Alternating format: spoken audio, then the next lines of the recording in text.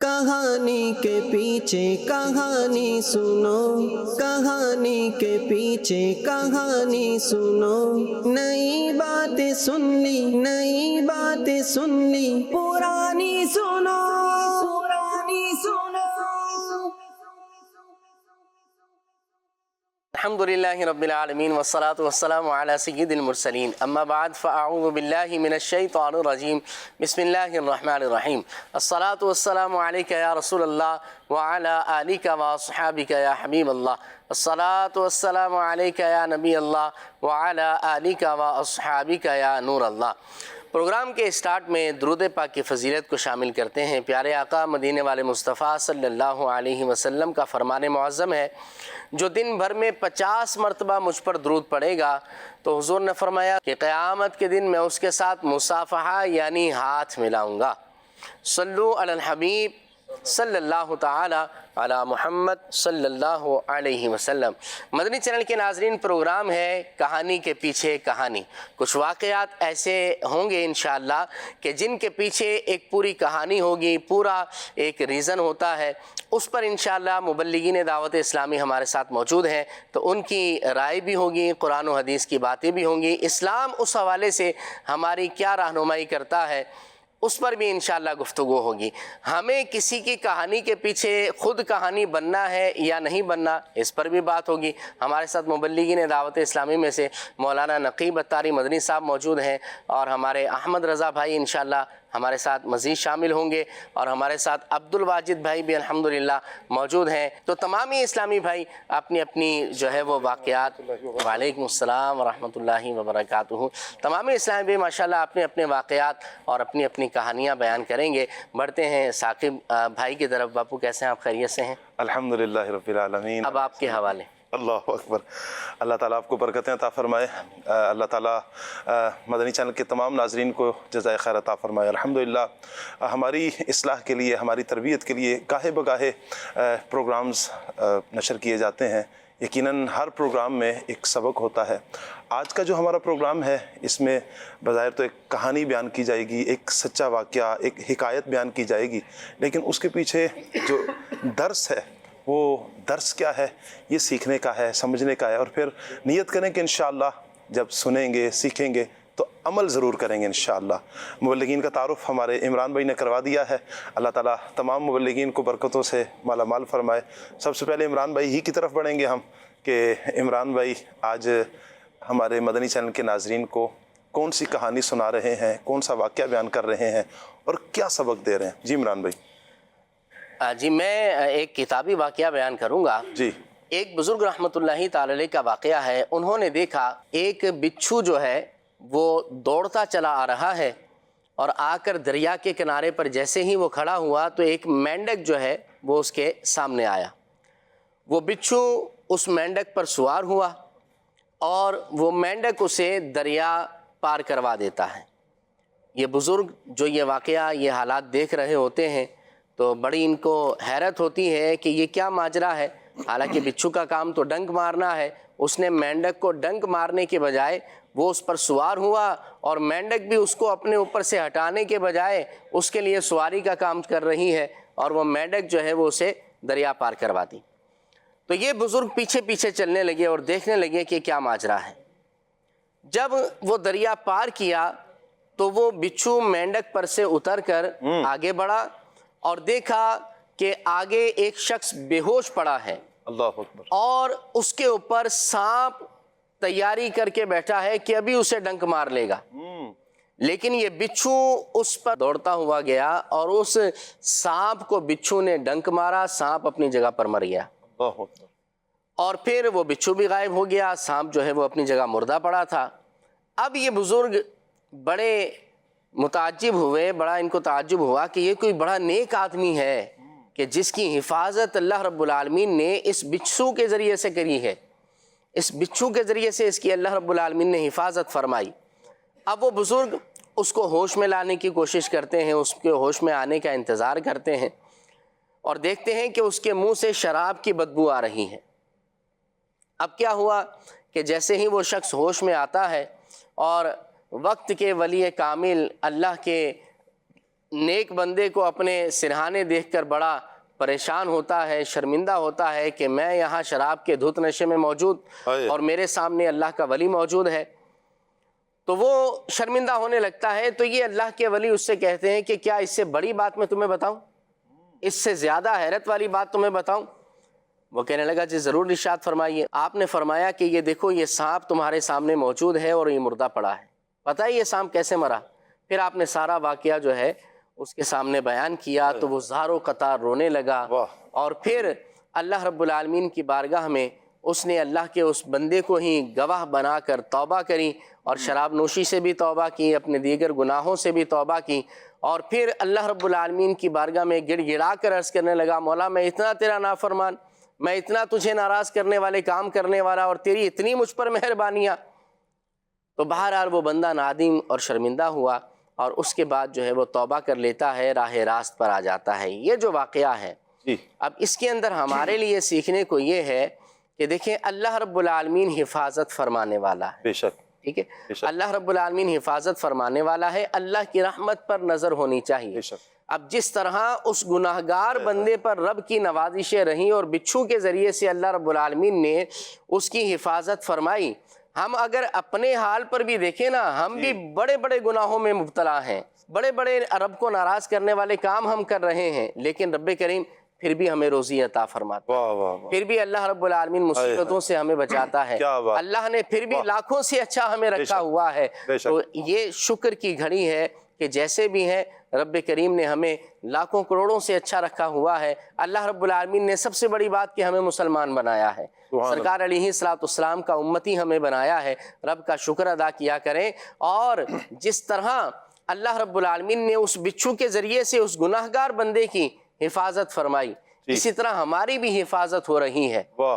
وہ کسی نے کہا نا کہ رب صرف نیکوں کا تھوڑی ہے، رب تو گناہگاروں کا بھی ہے. کیا بات ہے، رب تو گناہگاروں کا بھی ہے، وہ گناہگاروں پر بھی اپنی رحمتیں نازل فرماتا ہے.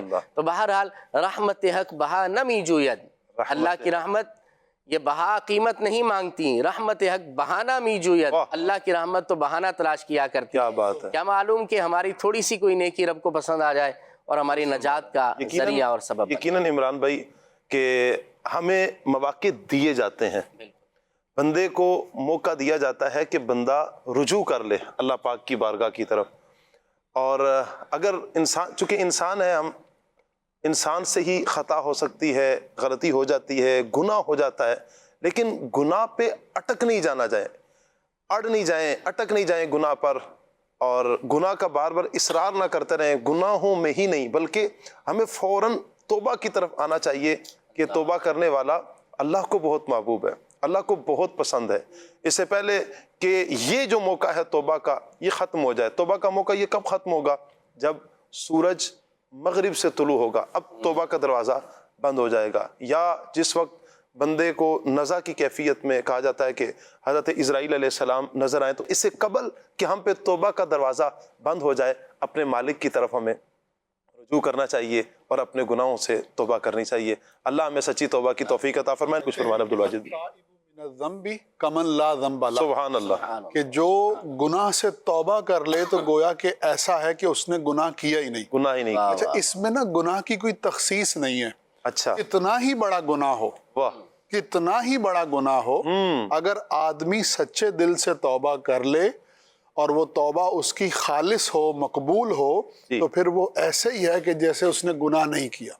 اور اس سے آگے کی بات یہ ہے کہ جس رب سے ہم توبہ کر رہے ہیں وہ اتنا رحیم و غفور ہے کہ وہ غلطی کو معاف بھی فرما دیتا ہے اور اس کے بعد اس غلطی پر اس کی جگہ نیکی بھی عطا فرما دیتا ہے. کیا بات ہے. اور پھر جب وہ معاف کرنا چاہ رہا ہے، یعنی اسے پتا ہے کہ اس کے بندے کتنے گناہگار ہیں اور وہ کیسے کیسے گناہ کریں گے، لیکن اس سب کے باوجود اس نے یہ وعدہ فرمایا کہ میرے بندے تو مجھ سے توبہ کرے گا تو میں تجھے معاف کرتا رہوں گا.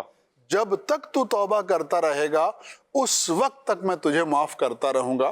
بلکہ یہاں تک بھی ہے کہ اگر گناہ اتنے ہوں کہ زمین و آسمان کے درمیان یہ ساری فضا جو ہے بھر جائے، لیکن آدمی اللہ تعالیٰ سے معافی مانگے تو اللہ اس کو معاف فرما دیتا ہے. لوگ مایوس ہو جاتے ہیں جی ہم سے تو روز بار بار گناہ ہوتے ہیں، جی گناہ نہیں ہونے چاہیے، جی اللہ تعالیٰ جو ہے وہ گناہوں کی آفت سے محفوظ فرمائے، لیکن اگر ہو گیا تو کیا ہم مایوس ہو جائیں کہ اب یار اتنی دفعہ گناہ ہو گیا اب توبہ کا کیا فائدہ؟ نہیں نہیں نہیں، 80 سال کا کافر بھی جس نے ساری زندگی کفر میں گزارا، 80 سال کے بعد بھی اگر وہ کلمہ پڑھے اور توبہ کرے تو اللہ تعالیٰ اس کی توبہ کو قبول فرمائے گا اور اس کے کفر کو مٹا کر اس کو اسلام میں قبول فرما لے گا۔ سبحان اللہ۔ تو وہ رب اتنا غفور الرحیم ہے، تو ہمارا تو گناہ 80 سال کے کفر کے مقابلے میں کچھ نہ ہوگا جب اس کی رحمت نوازنے پر آئے گی۔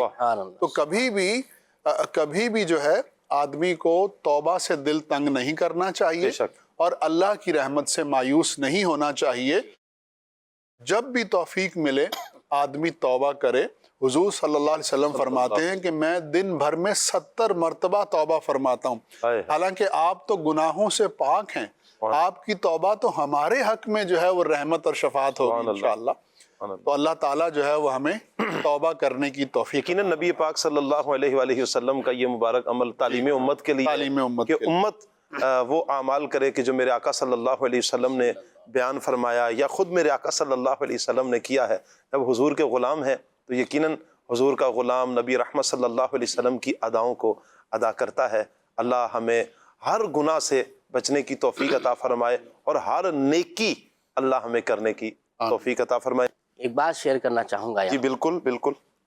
بندہ جب گناہ کرتا ہے نا تو اس کے گناہوں پر کچھ چیزیں گواہ بن جاتی ہیں، اور وہ بروز قیامت رب کے حضور جو ہے نا گواہی دیں گی کہ اس نے فلاں جگہ فلاں وقت میں یہ گناہ کیا۔ سب سے پہلے تو یہ کہ کرامن کاتبین جو فرشتے موجود ہیں جی وہ اس کے گناہ پر گواہ بن جاتے ہیں۔ رب کریم قرآن میں فرماتا ہے کرامن کاتبین یعلمون ما تفعلون، یہ کرامن کاتبین تم جو بھی کرتے ہو یہ کرامن کاتبین اسے جانتے ہیں۔ تو بندہ جو گناہ کرتا ہے اس کے گناہ پر یہ کرامن کاتبین گواہ ہو جاتے ہیں۔ اور دوسرا یہ کہ بندہ جس جگہ پر گناہ کرتا ہے وہ جگہ بھی جو ہے نا اس کے گناہوں پر گواہ ہو جاتی ہے۔ اور اسی طرح تیسری بات یہ کہ بندے کے اپنے اعضاء بندے کے خلاف قیامت کے دن گواہی دیں گے، وہ اس کے گناہوں پر گواہ ہو جاتے ہیں۔ سورہ یاسین میں ہم پڑھتے رہتے ہیں الیوم نختم علی افواہہم وتکلمنا ایدیہم وتشہد ارجلہم بما کانوا یکسبون، اللہ اکبر۔ کہ منہ پر مہر لگا دی جائے گی، تالا لگا دیا جائے گا، بندہ منہ سے کچھ بول نہ سکے گا، پھر بندے کے اعضاء کلام کریں گے اور بندے کے خلاف گواہی دیں گے کہ اس نے فلاں جگہ پر جو ہے نا وہ یہ گناہ کیا۔ اسی طرح جو نامہ اعمال ہے وہ بھی بندے کے خلاف گواہ ہے، جو نیکیاں ہیں وہ بھی اس میں موجود ہیں، گناہ ہے تو وہ بھی اس میں موجود ہیں۔ اب دیکھیں کہ یہ سارے گواہ موجود ہیں اور قیامت کے دن ان سارے گواہوں کے ساتھ رب کے حضور حاضری کیسے دیں گے؟ لیکن توبہ کی فضیلت یہ ہے، حدیث مبارک میں ہے کہ جب بندہ توبہ کرتا ہے تو اللہ رب العالمین ان سارے گواہوں کو جو ہے اس کے گناہ بھلا دیتا ہے، بندے کے اعضاء کو اس کے گناہ بھلا دیتا ہے۔ دنیا کا دستور یہ ہے کہ اگر آپ نے کچھ جرم کر لیا نا تو اگرچہ آپ کو اس کی سزا مل جائے، آپ اس کا جو ہے نا جو بھی آپ کو مسئلہ ہو، جو بھی اس کے سزا ہو، معاملات ہوں، وہ سارے آپ نے برداشت کر لیے، لیکن پھر بھی آپ کا کرمنل ریکارڈ ختم نہیں ہوتا۔ آپ کے نام پر جو کرمنل ریکارڈ کی فائل بن چکی ہے وہ فائل دنیا کے اندر ختم نہیں ہوتی، بیرون ممالک میں یہ زیادہ مسئلے ہیں، لیکن رب کا کرم دیکھیں کہ رب کو ناراض کرنے والے کام کیے، بڑے بڑے گناہ کیے، لیکن توبہ کر لیں تو اللہ رب العالمین اس سارے گواہوں کو بھلا دیتا ہے۔ تو رب کے حضور ہمیں توبہ کرتے رہنا چاہیے۔ حدیث مبارک میں نبی پاک علیہ السلام نے فرمایا کل بنی آدم خطاؤن، ہر انسان خطا کرنے والا ہے، غلطی کرنے والا ہے، اور حضور علیہ السلام نے فرمایا وخیر الخطائین التوابون، فرمایا کہ ان خطا کاروں میں بہترین لوگ وہ ہیں جو توبہ کرنے والے ہیں، توبہ کرنے والے ہیں۔ اللہ ہمیں توفیق، اللہ ہمیں سچی توبہ کی توفیق نصیب فرمائے۔ نقیب بھائی کی طرف پڑھتے ہیں۔ جی نقیب بھائی، آپ ہمارے ویورز کو، مدنی چینل کے ناظرین کو کیا واقعہ سنائیں گے، کیا بیان کریں گے، کیا سبق بیان کریں گے؟ جو بات چل پڑی ہے اسی پہ میں چند باتیں عرض کر دیتا ہوں۔ چلیں جی۔ جوانی ایسا ٹائم ہے جس میں بندہ بہت سارے گناہ کر گزرتا ہے، صحیح۔ بڑھاپے میں تو اس کو کچھ لگنے لگ پڑتا ہے کہ میں عنقریب دنیا سے چلا جاؤں گا، تو توبہ کر لوں، وہ بھی اللہ کی عطا سے ہے، لیکن جوانی میں بندہ بہت سارے گناہ کر گزرتا ہے۔ حدیث مبارک میں نوجوان کی توبہ کو خاص طور پہ ذکر فرمایا۔ حضور فرماتے ہیں جو جوان جوانی میں توبہ کر لے وہ اللہ کو محبوب ہے، تو اللہ تبارک و تعالیٰ اس کی توبہ کو پسند فرماتا ہے۔ اچھا، توبہ کرتے رہنا چاہیے۔ بندہ یہ کہے کہ میں عمرہ کرنے جاؤں گا تو توبہ کر لوں گا، رمضان آئے گا تو توبہ کر لوں گا، فلاں رات آئے گی تو توبہ کر لوں گا، تو اس طرح بندہ اگر کرتا رہے گا تو ٹائم گزارتے گزارتے اسے نہیں پتا اس کی موت کب آ جائے۔ علماء نے اس حوالے سے کہ موت کو اچانک رکھا گیا، کسی کو بتایا نہیں گیا کہ تم نے فلاں تاریخ کو فلاں وقت میں دنیا سے چلے جانا ہے، لوگوں سے مخفی رکھا گیا ہے، بتایا نہیں گیا۔ اس کی ایک حکمت یہ ذکر کی گئی کہ اگر بندے کو بتا دیا جاتا تو یہ رب سے غافل ہو جاتا کہ مجھے تو پتہ چل جائے گا کہ فلاں دن میں نے مرنا ہے، تو پھر میں اب اس ٹائم آنے سے پہلے توبہ کر لوں۔ تو بتایا نہیں گیا، پھر بندہ اتنا بے باک ہے، اچانک موت آئے گی، پھر اتنا بے باک ہے کہ میں کس ٹائم دنیا سے چلا جاؤں، اور گناہ پہ گناہ کرتے چلا جاتا ہے۔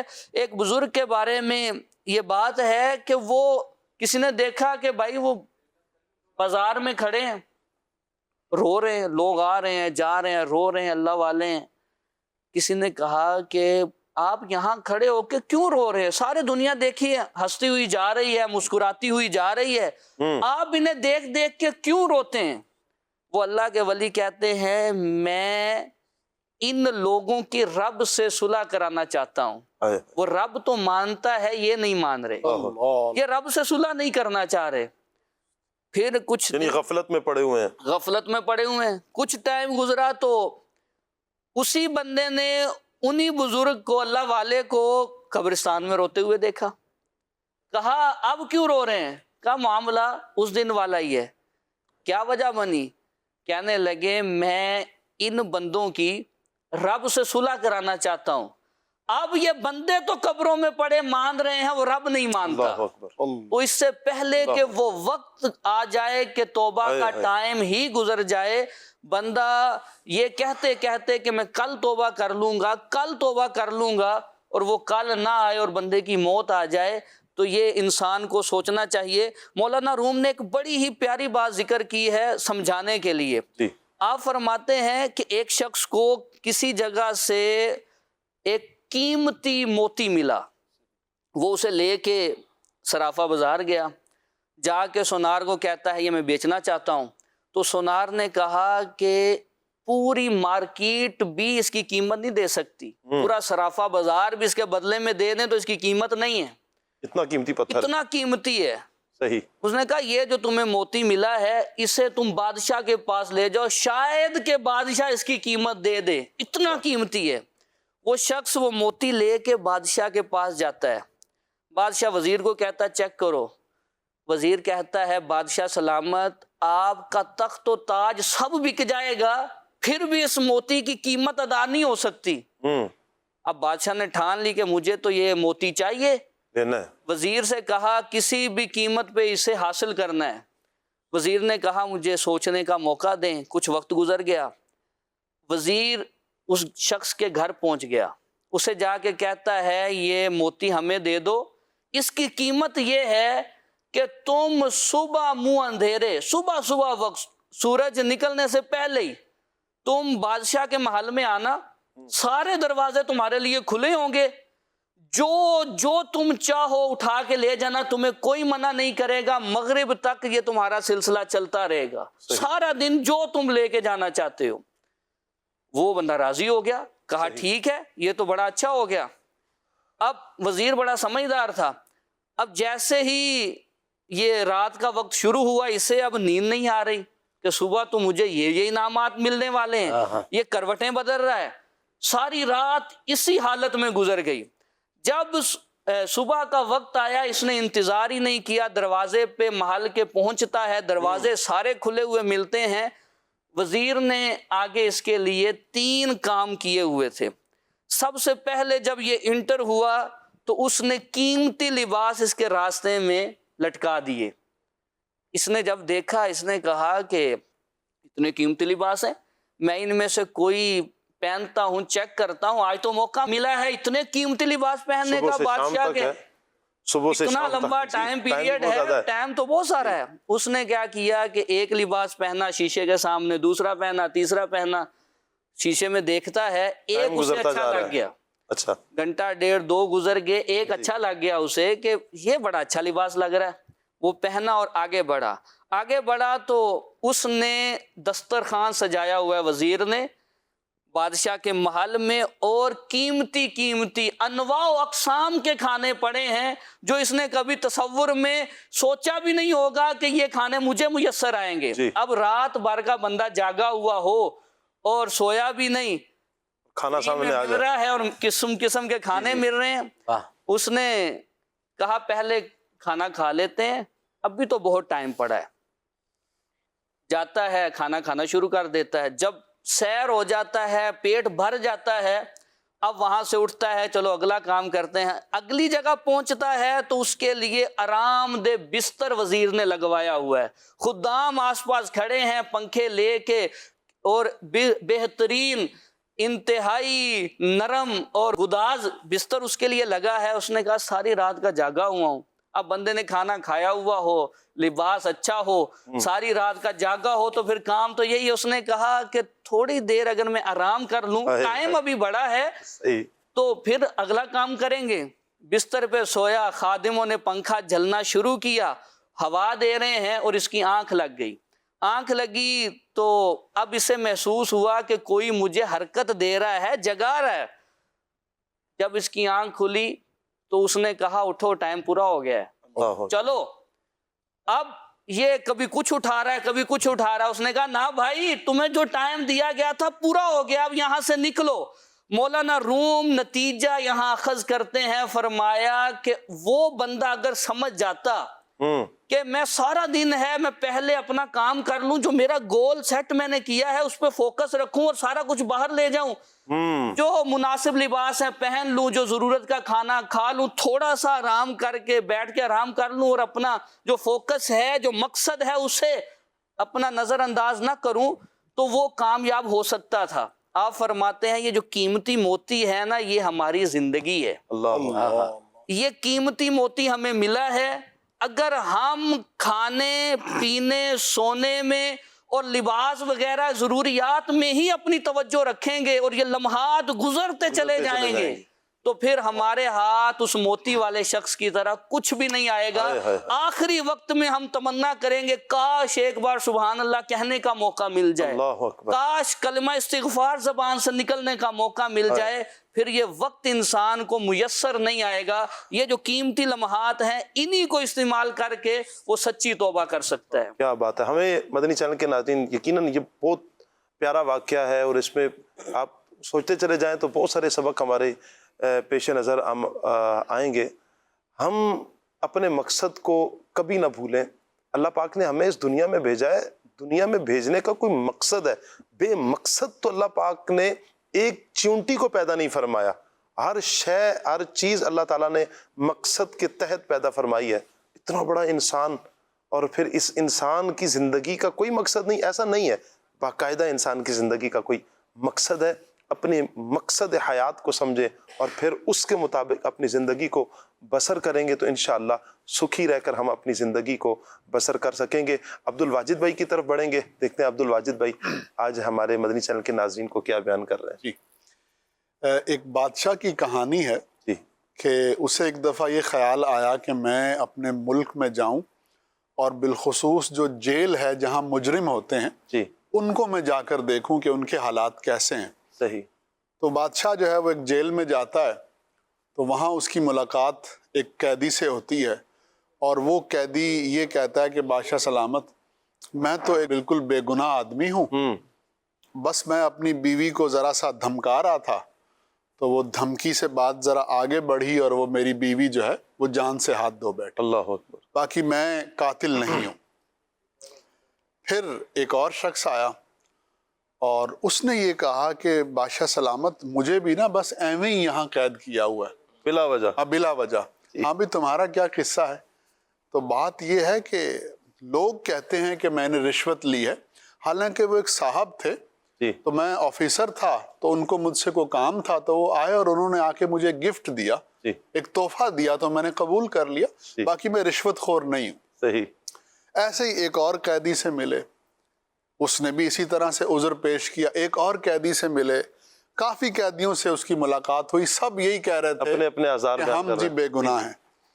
एक 20-22 साल का जो नौजवान था, वो बादशाह के सामने आया और उसने आके कहा कि बादशाह सलामत, मैं ना वाकई बहुत बड़ा मुजरिम हूँ, मैंने जुर्म किया है.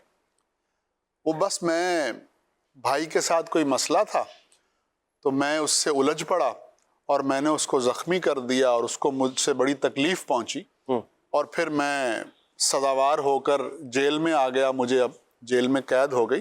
तो मैं कन्फेस करता हूँ, एतराफ़ करता हूँ कि मुझसे गलती हुई है, और मुझे ये भी एहसास है कि मैं गलत चूँकि करके आया हूँ, तो अब आइंदा मैंने ज़िंदगी में ये गलती नहीं करनी. जी. बादशाह ने जब उसकी ये बात सुनी, तो बादशाह का तो रंग ही बदल गया. वो बड़े गुस्से में आ गया.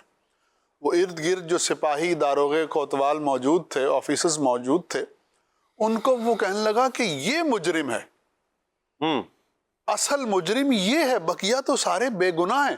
जी. इस मुजरिम को निकालो यहाँ से. इस एक मुजरिम की वजह से बकिया सारे बेगुनाह लोग भी कहीं मुजरिम ना बन जाएं. जी. तो उसने उस मुजरिम को आज़ाद कर दिया, और जो बकिया बेगुनाह थे उनको जेल में ही रहने दिया. जी. शाह साहब फारसी में कहते हैं कि उज़्रे गुनाह बदतर अज गुनाह, कि गुनाह तो आदमी से हो जाता है, जी. लेकिन बाज लोग उस गुनाह पर एक गुनाह और ये करते हैं कि वो उसकी जस्टिफिकेशन करते हैं, जी. उसका जवाज पैदा करने की कोशिश करते हैं. जी. गलत को गलत नहीं कहते, बल्कि ये कहते हैं कि जो मैंने किया ये दुरुस्त है और ये गलत नहीं है. गलत नहीं है. कितनी दफा हमारे यहाँ घरों में जब कोई तू मैं होती है, कोई लड़ाई झगड़ा होता है, तो उसमें किसी न किसी एक फरीक का कसूर जरूर होता है. जी. सबके दोनों मानने के लिए तैयार नहीं होंगे. किसी न किसी एक की गलती जरूर होती है. जी. अगर उस गलती को वो फरीक फौरन मान ले, जी, तो बात आगे ना बढ़े, दिलों में दरार ना आए. और ये देखा गया है कि जब एक आदमी गलती मान ले ना, एक फरीक, तो दूसरा माफ करने के लिए भी तैयार हो जाता है. ऐसा ही है कि ठीक है यार, अब आपने मान लिया ना, अपनी गलती मान लिया, तो बस अब मामला खत्म. अच्छा, ये कितने रिश्तों में होता है. बच्चे जब अपने वालिदैन के साथ आर्ग्यू कर रहे होते हैं, जी, तो एट दैट टाइम अगर बच्चे मान लें कि अब्बा जी मुझसे गलती हो गई, I am sorry for that, तो फिर अब्बा भी इतने गुस्से में ना आए, वो भी कोई सख्त तादीबी कार्रवाई ना करे. अच्छा, इसी तरीके से सास बहू के दरमियान, ये प्लेट यहाँ किसने रखी, बजाय इसके अब ये कोई कहे कि नहीं नहीं नहीं मैंने नहीं रखी, किसी और ने रखी है, तो आगे से सामने वाला ये कह दे कि अच्छा अम्मा मुझसे गलती हो गई, मैं इसको दुरुस्त कर देती. इसी तरीके से मियाँ बीवी के दरमियान, और इसी तरीके से जिंदगी में मुख्तलिफ जगहों पर अगर आदमी अपनी गलती को तस्लीम कर ले, तो फिर वो अगला रॉन्ग स्टेप जो है वो जिंदगी में नहीं आता. अच्छा, इसी तरह से कुछ लोग होते हैं कि जो अपने गुनाह को गुनाह नहीं मानते. अस्तगफिरुल्लाह. एक आदमी बेहयाई कर रहा है, लेकिन वो उसको फैशन का नाम दिए हुए. ठीक है. इसी तरीके से एक आदमी जो है वो बेपर्दगी का मुर्तकब हो रहा है, लेकिन वो ये कह रहा है कि नहीं नहीं ये तो एक ट्रेंड बन चुका है. जी. इसी तरीके से कोई आदमी जो है वो रिश्वत ले रहा है और वो कहता है नहीं it is just a gift. इसी तरीके से एक आदमी किसी पोजीशन पर बैठकर अपने किसी जानने वाले को नाजायज फायदा दे रहा है, जिसको अकरबा परवरी कहा जाता है, जिसको नेपोटिज्म कहा जाता है, फेवरेटिज्म कहा जाता है. तो अब उसको मानना चाहिए कि नहीं आई एम डूइंग रॉन्ग, इस पे किसी और का हक है, कोई और मुस्तहक है और मैं अपनी पोजीशन का नाजायज इस्तेमाल कर रहा हूं. तो जिंदगी में बहुत सी जगहों पे ऐसा होता है कि आप किसी गलत चीज को गलत न मानकर अपने आप को एक बहुत बड़ी परेशानी में मुब्तला कर रहे होते हैं. बिल्कुल. हराम खा रहे हैं, लेकिन ये कहते हैं कि नहीं नहीं ये तो हराम नहीं है, ये तो मेरी मेहनत की कमाई है. तो हमें सही को सही कहना है اور غلط کو غلط کہنا ہے۔ غلط کہنا ہے، اور کیا یہ بات۔ ہمیں معلوم ہوگا کہ جب جی۔ ہم اہل علم کے ساتھ اٹھیں گے، بیٹھیں گے، علم کے حوالے سے کتابیں پڑھیں گے، علماء کی صحبت میں رہیں گے، جمعے کا بیان سنیں گے، اور جمعے کے بیان میں جس وقت خطبہ شروع ہو اس وقت نہ آئیں، جی۔ بلکہ جب امام صاحب بیان شروع کریں اس وقت مسجد میں ویسے تشریف لیں۔ عبد الواجد بھی مدنی چینل کے ناظرین بھی اس کو ایگری کریں گے جی کہ ہم جتنی زندگی ہماری ہو چکی ہے، جی جتنے جمعے ہم نے پڑھے ہیں، جی۔ اگر ہر جمعے سے ایک بات بھی ہم نے سیکھی ہوتی اللہ اللہ، اور اس جی۔ پر عمل کیا ہوتا، جی۔ آج ہم کہاں ہوتے؟ بے شک بے شک۔ اس کی بہت بڑی وجہ یہی ہے کہ بے عملی کی طرف جانے کا ایک بہت بڑا سبب ہی یہ ہے کہ ہم بیان میں آتے ہی اس ٹائم پر ہیں جب بیان بالکل اختتام کی طرف ہو رہا ہوتا ہے، یا آ تو جاتے ہیں، نیند کے جھونکے آ رہے ہوتے ہیں، یا پھر توجہ نہیں ہوتی، توجہ موبائل کی طرف ہوتی ہے۔ جتنی توجہ ہم ادھر ادھر اپنے ذہن کو منتشر کر کے بیٹھے ہوتے ہیں، اگر واقعتاً خلوص دل کے ساتھ اور پوری توجہ کے ساتھ، جسے کہتے ہیں نا ہماتن گوش ہو کر ساری توجہ کے ساتھ اگر ہم بیان سنیں اور پھر ہم سبق لیں اور پھر عمل کریں، آپ خود سوچیں مدنی چینل کے ناظرین، ہمارا معاشرہ کتنا بہترین ہو جائے گا۔ مثال کے طور پر جمعے کے بیان میں امام صاحب نے اس مرتبہ یہ بیان کیا کہ ہم نے سچ بولنا ہے، اور ہر آنے والا بندہ اگر 500 نمازی بھی ہیں اور 500 نمازی اس ایک جملے پر عمل کرتے ہیں کہ اب ہم نے سچ بولنا ہے، جھوٹ کبھی نہیں بولنا، آپ مجھے بتائیں اس علاقے، اس شہر میں جہاں سے 500 افراد آئے ہیں اور یہ عزم کر کے اٹھتے ہیں کہ ہم نے امام صاحب کی جو بات بیان کی گئی قرآن و سنت کی روشنی میں ہم نے سچ بولنا ہے، آپ بتائیں وہ معاشرہ کتنا بہترین ہو جائے گا۔ وہاں پر نہ کرپشن ہوگی، نہ دھوکہ ہوگا، ان چیزیں ان کو خالص ملیں گی، بہترین ملیں گی، ہر اعتبار سے وہ معاشرہ کتنا بہترین ہو جائے گا۔ یہ صرف جمعے کے ایک بیان کی بات کر رہا ہوں، اگلے جمعے کو آپ چلے جائیں، اگر امام صاحب بیان کرتے ہیں بد نگاہی نہیں کریں گے، ہر مرد عورت اپنی نظروں میں حیا پیدا کرنا شروع کر دیں، آپ بتائیں کہ اس معاشرے میں کتنی بہتری آ جائے گی۔ وجہ یہی ہے کہ مدنی چینل کے ناظرین ہم سنتے تو ہیں، یا تو سنی انسنی کر دیتے ہیں، یا ہم ٹائم پر سنتے نہیں ہیں۔ اللہ ہمیں علم دین حاصل کرنے کی توفیق عطا فرمائے، اور بڑے پیارے انداز میں جی جی اس میں ایک بات اور ہے، ایک ہے آپ نے جو ناظرین سے فرمایا نا کہ ہم لیٹ ہو جاتے ہیں، جی میں بات کروں گا اپنے طبقے سے، یعنی جو جمعہ پڑھاتے ہیں، جی تو اس میں یہ بھی غور کرنے کی ضرورت ہے کہ ہمارے جمعے کے موضوعات ہوتے کیسے ہیں، اس میں ہماری ٹارگٹ آڈینس کیا ہے، جی ہمارے جمعے کے بیانات میں موضوعات کیا ہیں، ایک ٹارگٹ کیا ہے، ہم نے کیا دینا ہے، اس پر بھی بات کرنے کی ضرورت ہے، جو کہ ہم ظاہر ہے کہ ایک پرائے میں ہی بات کر سکتے ہیں، لیکن بہرحال اس کی بھی ضرورت ہے۔ الحمدللہ ہمارے مدنی مرکز نے ہر جمعے کا بیان دینا شروع کیا ہے، اور دعوت اسلامی کے الحمدللہ زیر اہتمام جو مساجد ہیں ان کے ائمہ کرام کے لیے، اور اس سے پھر وائرل کر دیا جاتا ہے، جو بھی اس کو دیکھ کر بیان کرے ایک اچھی بات ہے، تو وہ اصلاحی موضوعات ہوتے ہیں، اس میں یہ چیزیں ہوتی ہیں جو آپ نے ارشاد فرمائی۔ اس کا بڑا زبردست ہمارا جو مدنی مرکز سے بیانات کا سلسلہ آتا ہے، قرآن پاک کی آیات کی روشنی الحمدللہ وہ چل رہا ہے، واقعات بھی ہوتے ہیں جی جی، قرآن پاک سورہ بقرہ سے وہ شروع ہوا ہے، ابتدائی آیات سے وہ آگے تک اب چلتا چلا جا رہا ہے، انشاءاللہ یہ آگے قرآن پاک کا یوں سمجھیں کہ یہ درس آگے ہی بڑھتا چلا جائے گا۔ احمد رضا بھائی ہمارے ساتھ ہیں، آئیے احمد رضا بھائی سے سنتے ہیں کون سا واقعہ سنائیں گے اور حاصل ہونے والا سبق کیا۔ جی احمد بھائی۔ بسم اللہ الرحمن الرحیم۔ واقعہ ہے ایک سنہری دور کا، یہ دور ہے خلیفہ ثانی حضرت سیدنا امیر المؤمنین سیدنا فاروق اعظم رضی اللہ تعالیٰ۔ سبحان اللہ۔ بڑا خوبصورت نظام آپ نے بنایا تھا اپنے دور خلافت میں، جتنے بھی معاملات تھے، نئے شہر آباد کرنا، پولیس کا ایک انتظام تھا، فوجی چھاونیاں بنائی تھیں وغیرہ وغیرہ، بہت کچھ۔ آپ کی خوبصورت عادت تھی کہ آپ اپنے دور حکومت میں مختلف علاقوں میں جاتے، وہاں کے لوگوں سے جامع مسجد میں بیٹھ کر بات کرتے، صحیح، اور ان سے پوچھتے تھے کہ آپ کے گورنر سے آپ کو کیا شکایت ہے۔ اچھا، خود جاتے، قاصدوں سے نہیں، خط و پیغام سے نہیں، بلکہ خود جاتے۔ تو ایک علاقے میں گئے تو وہاں کے لوگوں نے کہا جی ہیں ہمارے اعتراض ہیں، ہمیں شکوے ہیں، کچھ ہم کچھ اپنے گورنر سے یوں کہہ لیں کہ کچھ رنجشیں رکھتے ہیں۔ اس کی وجہ یہ ہے کہ ہمارے جو گورنر ہیں ہمیں 4 باتوں میں ان سے تجسس ہے، ان سے اس کا جواب چاہتے ہیں۔ سیدنا فاروق اعظم رضی اللہ تعالیٰ عنہ نے وقت کے گورنر کو اس مقام کے بلا لیا اللہ کون تھے؟ وہ تھے حضرت سعید بن عامر رضی اللہ تعالیٰ عنہ۔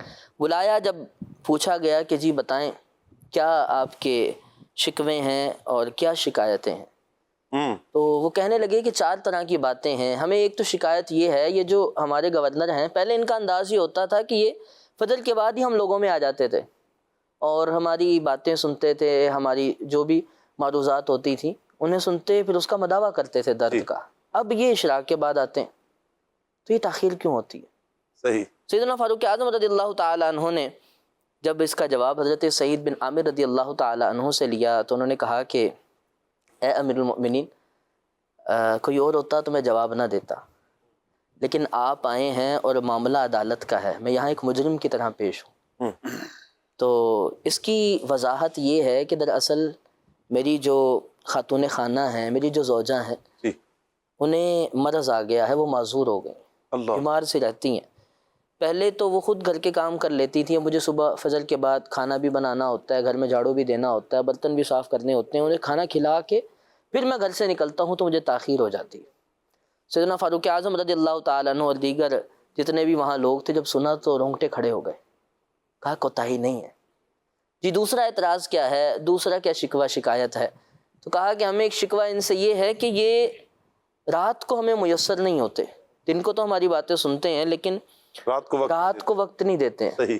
سیدنا فاروق اعظم رضی اللہ تعالیٰ عنہ نے جب اس بارے میں استفسار فرمایا تو جواب آتا ہے، اے امیر المؤمنین، میں نے 40 سال کی عمر میں اسلام قبول کیا، صحیح۔ اور 40 سال کے بعد اب جو عمر بچی ہے، دن تو میں نے ان لوگوں کو دے دیا ہے، رات میں نے اپنے رب کے لیے رکھی ہے، سبحان اللہ۔ رات میں صرف اس کی عبادت کرتا ہوں، میں نہیں چاہتا مجھے کوئی اس چیز سے ہٹائے، کسی اور کام میں مشغول ہوں، میں رات صرف اس میں گزارتا ہوں۔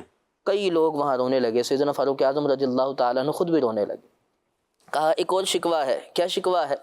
شکوہ یہ ہے کہ یہ جو ہمارے گورنر ہیں، یہ ہفتے میں 1 دن غائب ہوتے ہیں، ملتے ہی نہیں ہیں۔ صحیح۔ تعطیل ہے، کیا ہے، ایسا کیوں ہوتا ہے؟ پہلے تو نہیں تھا، تو ایسا کیوں ہوتا ہے؟ تو حضرت سیدنا فاروق اعظم رضی اللہ تعالیٰ نے جب استفسار فرمایا تو جواب آتا ہے کہ اے امیر المؤمنین، میرے پاس ایک ہی جوڑا ہے، غربت اتنی ہے، گورنر ہیں، سب ہیں، اللہ اکبر، ایک ہی جوڑا ہے، ہفتے میں 1 دن وہ دھوتا ہوں تو گھر میں گھر کے کپڑے پہن کے بیٹھ جاتا ہوں، نہیں آ سکتا باہر، پھر جب سوکھتا ہے تو اگلے دن سے میں دوبارہ آنا شروع کر دیتا ہوں۔ آخری سوال ہے، اچھا یہ پوچھیں انہیں کیا ہوتا ہے اچانک یہ غش کھا کے گر جاتے ہیں، ان پہ بے ہوشی طاری ہو جاتی ہے، یہ کیوں ایسا ہوتا ہے؟ کوئی بھی فیصلہ ہو، کچھ بھی چل رہا ہو، اچانک غش کھا کے گر جاتے ہیں۔ تو سیدنا فاروق اعظم رضی اللہ تعالیٰ عنہ کے استفسار پر جواب آیا کہ دراصل میں نے اسلام 40 سال کے بعد قبول کیا، مجھے جب 40 سال کے گناہ یاد آتے ہیں نا تو لرز جاتا ہوں اور کانپ کر بے ہوش ہو جاتا ہوں۔ اللہ اکبر۔ سیدنا فاروق اعظم رضی اللہ تعالیٰ عنہ جب یہ سنا تو زاروں کی طرح رو رہے ہیں، سارے لوگ بھی رو رہے ہیں۔ حضرت فاروق اعظم رضی اللہ تعالیٰ عنہ سے حضرت سعید بن عامر عرض کرتے ہیں کہ میرے شکوے، جو ان لوگوں کے مجھ سے شکوے تھے، میں نے صفائیاں تو دی ہیں، اب آپ جو چاہیں مجھے سزا دیں، کوتاہی تو ہے۔ سیدنا فاروق اعظم رضی اللہ تعالیٰ عنہ نے ہاتھ اٹھائے رب کی بارگاہ میں، کہا کہ مولا مجھے کاش ایسے کچھ اور گورنر مل جاتے۔ اللہ اکبر۔ تو یہاں جو چیز سیکھنے کی ہے، کہانی کے پیچھے کہانی، تو دیکھنے والے کو لگتا تھا کوتاہی ہے، جی، اور ایک عہدے دار اپنے عہدے کی صحیح طرح سے ذمہ داری پوری نہیں کر رہا، لیکن دراصل دیکھنے والے حقیقت کیا ہے اس کے پیچھے؟ حقیقت کیا ہے وہ اس سے ناآشنا تھا اور غلط سمجھ بیٹھا تھا، اور جب بات کھلی تو پتہ چلا دراصل ان کا بھی کوئی قصور نہیں ہے۔ بہت بار ایسا ہوتا ہے، مذہبی طبقہ یا جو ذوی الامر ہوتے ہیں، جو بڑے ہوتے ہیں، ان کی وہ معمولی سی باتیں جو حرام تک نہیں ہوتی، جو مکروہ تحریمی تک نہیں ہوتی، مباح تک بھی ہوتی ہیں، تو ان پر بھی ان کے لیے زبانیں تان دراز ہوتی ہیں، ان کی طرف انگلیاں اٹھائی جاتی ہیں، جبکہ شریعت اس بات پر جب کوئی کلام نہیں کرتی، اللہ کی حدود کو وہ پامال نہیں کرتے، تو اس بات سے بڑھ کر کے ان کی طرف انگلیاں اٹھائیں اور بات اور آگے تک لے جائیں، تھوڑا سا رک کر اگر انہی سے جا کے پوچھ لیں یا کسی اور طریقے سے۔ سب سے بڑا مسئلہ نا احمد بھائی کہ ہم ان سے پوچھیں گے نہیں نا، ہم نے تو تشہیر کرنی ہے، واویلا کرنا ہے، بھلے اب سوشل میڈیا کی نظر کر دیا جائے، ان سے کیسے پوچھا جائے؟ کسی کا معاملہ ہے پوری دنیا کو بتائیں گے، لیکن اس سے جا کے بات نہیں کریں گے، اس سے بات نہیں کریں گے. اس سے اچھا معاملہ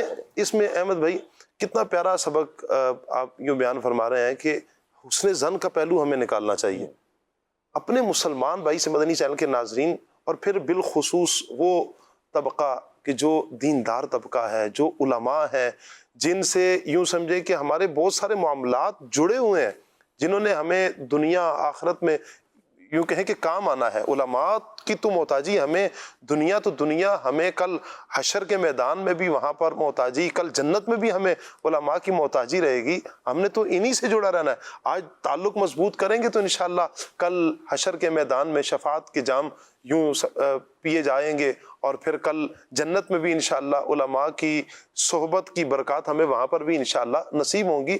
اس طبقے سے بالخصوص مذہبی جو طبقہ ہے، صرف مذہبی طبقہ نہیں، اوورآل ہمیں سب مسلمانوں سے ہی حسن ظن کا پہلو نکالنا چاہیے نا. اگر کوئی بات ہو چکی ہے، کسی نے کال نہیں اٹھائی یا کچھ بھی ہوا ہے، XYZ کوئی بھی معاملہ ہوا ہے، تو ہمیں حسن ظن رکھنا چاہیے کہ یہ بھی تو معاملہ ہو سکتا ہے، یہ بھی معاملہ ہو سکتا ہے.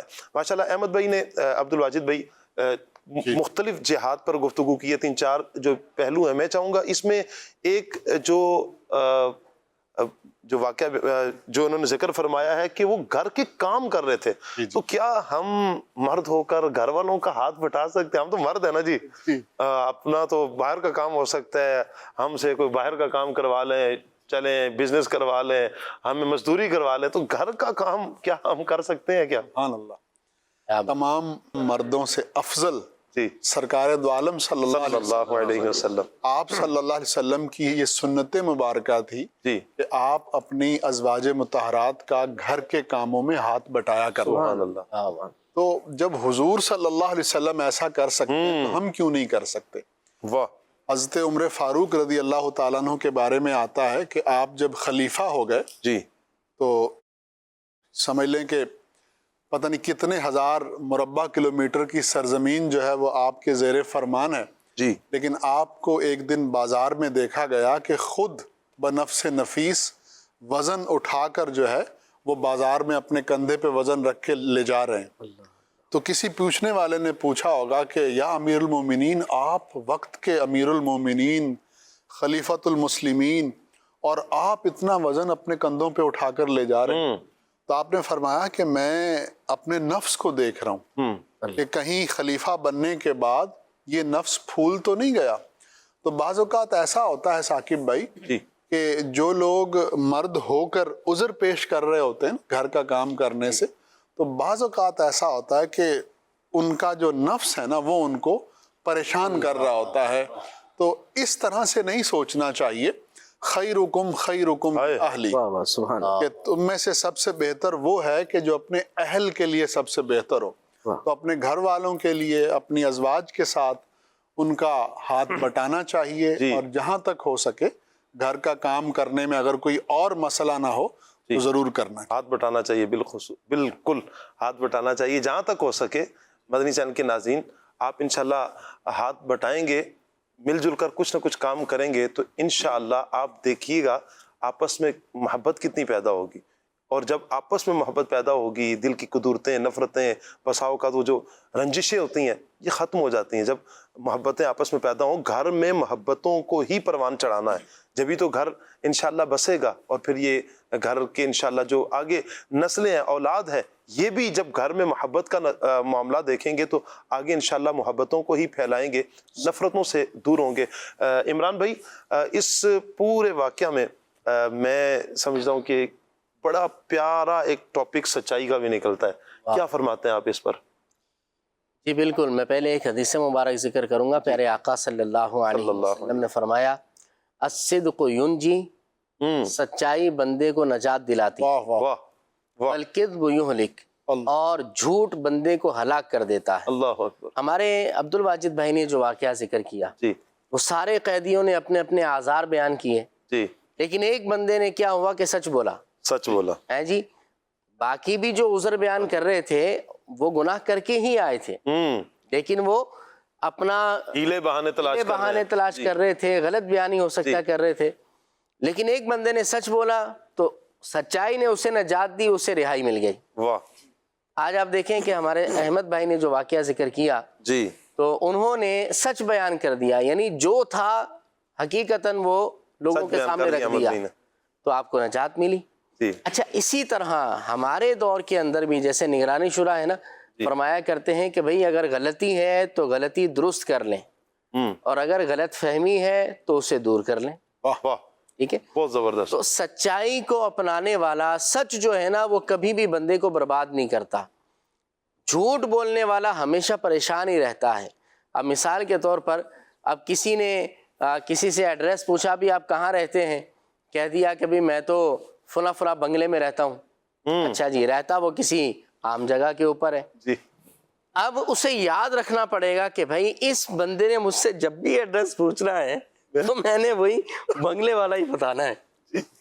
اب یہ الگ سے ایک ٹینشن جو ہے کسی کو پلاٹ کہہ دیا، کسی کو بنگلہ کہہ دیا، کسی کو فلیٹ کہہ دیا، یعنی جھوٹ بول کر پھر جو ہے نا اس وہ الگ سے ایک ٹینشن۔ الگ سے ایک ٹینشن ہو اس جاتی سے ملتی جلتی صورتحال یہ ہے کہ آپ کسی آفس میں کام کرتے ہو، لوگ ہوتے ہیں کچھ ایسے، اور کوئی چھٹی لینی ہو تو یہ کہہ دیا میرا فلاں عزیز مر گیا، جی اچھا اب اس کو ساری زندگی یاد رکھنا ہے کہ دوبارہ اس کو نہیں مار، سے تو میں نے مار دیا ہے۔ تو یہ جھوٹ کبیرہ گناہ ہے، اللہ معاف فرمائے۔ اللہ اکبر۔ اور مومن کی شان ہی یہ ہے کہ مومن جھوٹ سے اپنے آپ کو بچاتا ہے، یہ مومن کی شان ہے کہ مومن جھوٹا نہیں ہوتا۔ اب اللہ مارکیٹوں میں دیکھ لیں نا کہ جو کھرا آدمی ہوتا ہے نا جی اس کی ویلیو ہی الگ ہے، جی آپ اپنے خاندان میں دیکھ لیں، ایسا ہی ہے، آپ اپنے فرینڈ سرکل میں دیکھ لیں، اپنے محلے میں دیکھ لیں، اپنے جو ہے نا وہ مارکیٹ میں دیکھ لیں، جہاں بھی دیکھ لیں، جو سچ بولنے والا آدمی ہے نا جی جی وہ اس کی ویلیو الگ ہوتی ہے، اگر دکاندار ہے تو اس پر رش الگ ہوتا ہے، اگر جی عمران بھائی آپ دیکھیں کہ اس کی ویلیو صرف دنیا میں نہیں آخرت میں، سچ جو ہے آپ نے فرمایا نا کہ ینجی، نجات دلاتا ہے دنیا میں بھی اور آخرت میں بھی نجات دلاتا ہے۔ بسا اوقات کیوں لگتا ہے کہ میں سچ بولوں گا تو پھنس جاؤں گا، جی کوئی نقصان ہو گیا ہے، کوئی غلطی ہو گئی ہے، جی تو اب اگر اس کا میں اقرار کر لوں گا، اسے مان لوں گا تو میں پھنس جاؤں گا۔ ظاہری طور پر ہمیں جو ہے نا ایسا لگ رہا ہوتا ہے بسا اوقات، جی لیکن یہ تجربہ ہے کہ اگر سچ کو اپنا لیا جائے نا جی اللہ رب العالمین راستے بنا دیتا ہے، کیا بات ہے، اللہ پاک اس مصیبت سے نکلنے کے راستے بنا دیتا ہے۔ لیکن اگر جھوٹ کو اپنایا جائے تو پھر بندہ اس کی دلدل میں دھستا رہتا ہے، ایک کے بعد دوسرا گناہ، دوسرے کے بعد تیسرا گناہ، پھر ایک جھوٹ، دوسرا جھوٹ، تیسرا جھوٹ، بہرحال نتیجہ یہی نکلتا ہے کہ بندہ پھر ہلاک ہو جاتا ہے۔ تو بہرحال سچائی کو اپنانا چاہیے، سچائی کو اور جھوٹ سے بچنا چاہیے۔ بالکل، سچائی کو مدنی چینل کے ناظرین ہمیں اپنانا ہی ہے۔ یقین کریں، آپ ایک مرتبہ سچ بول دیں، کڑوا تو ضرور ہوگا لیکن آپ سکھی ہو جائیں گے، مطمئن ہو جائیں گے، ریلیکس ہو جائیں گے۔ سچ بولیں تو میٹھے انداز میں بولیں نا، یہ بھی سچ بھی کڑوے انداز میں کیوں بول رہے ہیں؟ آپ کے کڑوے سے بات یاد آئی۔ جی جی، الحق مر کے تحت میں عرض کر رہا تھا، بولنا تو ہمیں یقیناً ہمیشہ سچ نرم لہجے میں ہی بولنا ہے، اچھے انداز میں ہی بولنا، چونکہ جب ہم اپنے مسلمان بھائیوں سے ملاقات کرتے ہیں تو ہماری طبیعت میں شائستگی ہونی چاہیے، نرمی ہونی چاہیے، اور حدیث پاک کا مضمون بھی ہے مومن نرم ہوتا ہے۔ سبحان اللہ، اللہ کرے کہ ہم نرم ہو جائیں، کسی کے لیے سخت نہ ہوں۔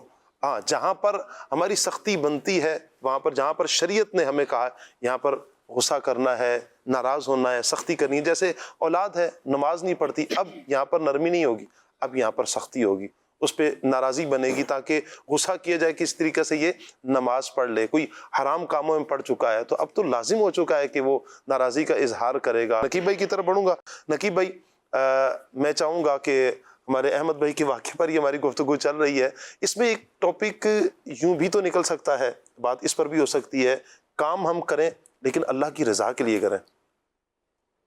یہ تو بہت ہی خوبصورت بات ہے، اس جی پہ میں چند چیزیں عرض کروں گا۔ جی نمبر ایک تو یہ کہ اگر ہم اپنی زندگی میں دیکھتے ہیں، رضائے الہی کے بغیر زندگی ادھوری رہ جاتی ہے۔ آپ چاہے دینی کام کرنے جائیں، چاہے دنیاوی کام کرنے جائیں، اگر اس میں رضائے الہی نہیں ہے تو یہ بندہ جلدی تھک بھی جائے گا، اکتا بھی جائے گا، اس سے جان چھڑانے کی کوشش کرے گا کہ رضائے الہی کے بغیر بندے کی زندگی بڑی عجیب سے عجیب تر ہوتی ہے۔ اس پہ میں ایک واقعہ عرض کر کے پھر اس پہ 3 سے 4 پوائنٹ عرض کر کے بات ختم کروں گا۔ صہیب رومی رضی اللہ تعالی عنہ، آپ کا ایک بڑا ہی خوبصورت واقعہ ہے. آپ مکہ کے بڑے عظیم تاجر ہیں، بہت مالدار ہیں. مکہ سے آپ نکلتے ہیں کہ میں مدینہ نبی پاک صلی اللہ علیہ وسلم کی بارگاہ میں چلا جاؤں. تو جیسے ہی مکہ سے نکلنے لگے تو کافروں نے آپ کو مکہ کی حدود میں روک لیا کہ نہیں جانے دیں گے. آپ نے ان سے کہا دیکھو میرے پاس ترکش ہے، اس میں تیر ہیں، میرے پاس تلوار ہے، میں تمہارے ساتھ تیر اندازی کرتا رہوں گا حتیٰ کہ تیر ختم ہو جائیں گے. میں تلوار نکال لوں گا، تمہارے ساتھ لڑتا رہوں گا، یا تو میں شہید ہو جاؤں گا یا تمہیں ختم کر دوں گا. میں تو یا تو یوں کروں گا. نمبر 2 پہ یہ ہے کہ مکہ میں نے ایک جگہ مال دفن کیا ہے.